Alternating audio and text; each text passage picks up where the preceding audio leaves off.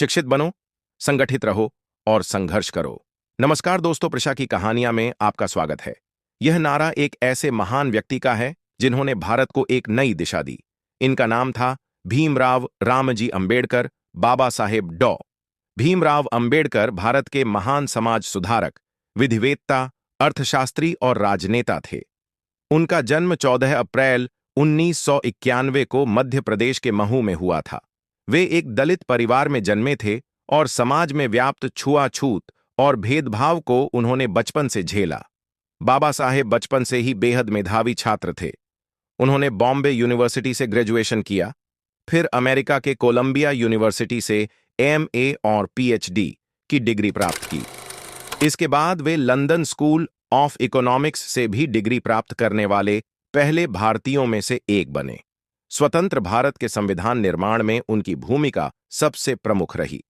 उन्हें संविधान सभा की ड्राफ्टिंग कमेटी का अध्यक्ष बनाया गया और उन्होंने भारतीय संविधान का मसौदा तैयार किया।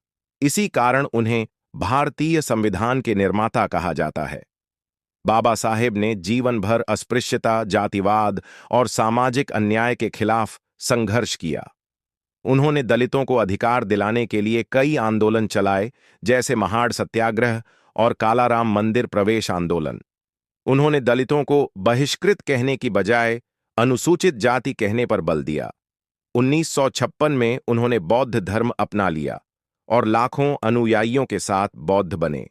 उनका मानना था कि बौद्ध धर्म में समानता और करुणा है। बाबा साहेब का निधन 6 दिसंबर 1956 को हुआ। उनकी याद में हर साल इस दिन को महापरिनिर्वाण दिवस के रूप में मनाया जाता है। डॉ. अंबेडकर ने भारत को एक समतामूलक और न्यायपूर्ण समाज की दिशा में अग्रसर किया।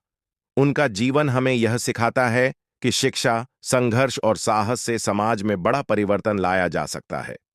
फिर मिलेंगे एक नई प्रेरणादायक कहानी के साथ। धन्यवाद।